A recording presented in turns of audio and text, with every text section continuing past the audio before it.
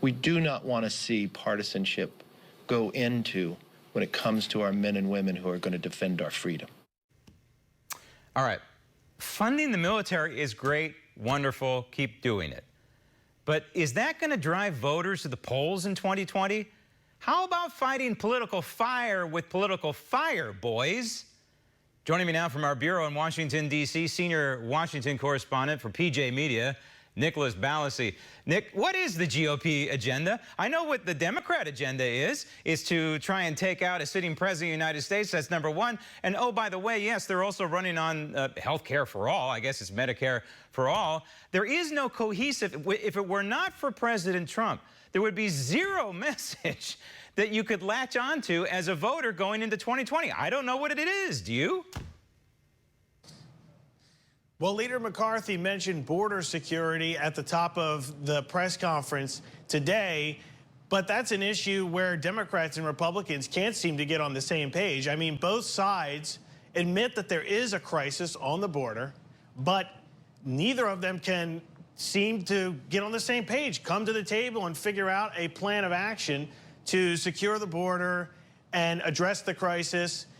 They talk about physical barriers, but if you were on the Drudge Report recently, you saw video of people walking illegally across the border from Mexico into the United States on areas where there's no physical barrier. And so, you know, you don't see those videos being shown by members of Congress on the Republican side to try to, you know, make their point about border security. But like you said, Grant, I mean, you know the Democrats' position on the issue, and you know the Democrats, what they want on immigration specifically and border security, but we don't know exactly what the Republican plan of action is. But as you know, they had the majority, and that may have been the best time to do what they wanted to do on border security. It's probably they blew it. Gone with the wind at this point. The biggest blown opportunity in our lifetimes, without it, politically speaking, without a doubt. No, the Democrats want open borders. That's what they want.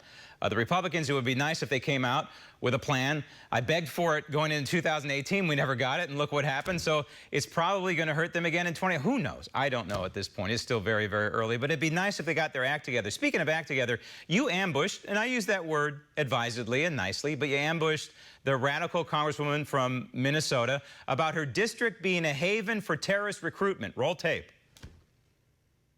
Guys saying that your district has the highest rate of terrorist recruitment. Your specific district, what are you doing? What steps are you taking to deter extremism and recruitment by terrorist organizations going on in your district?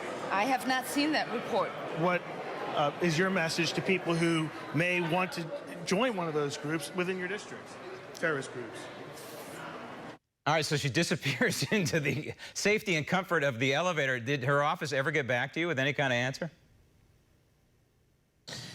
No, I saw her on Capitol Hill and went up to her and asked her that question because it's a report that's been out for a while that the terrorist recruitment going on in Minneapolis, which is covered by her district, it's located in her district, is the highest, has the highest rate of recruitment in the country, in her district. So I asked her the question, what is she doing? What steps is she taking to address it? And as you saw in the video, she just walked away, said she didn't see the report, but I gave her a chance in general to send a message to people in her district who may be influenced by these radical groups, these extremist groups.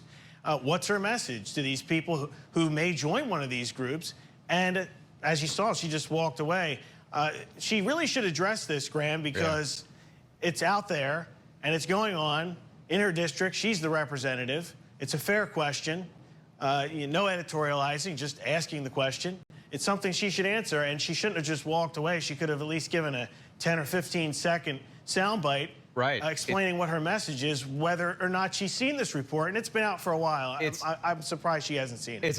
She probably has. She probably lied to you. But the bottom line is it's a matter of national security, which is the #1 fundamental job for the United States Congress, which, by the way, is now mulling over a pay raise. Apparently, they put that on ice for a while. These people are completely tone deaf to we the people and what we need in this republic, which, as you mentioned just a few minutes ago, is a secure border, among other things. Nick, thanks.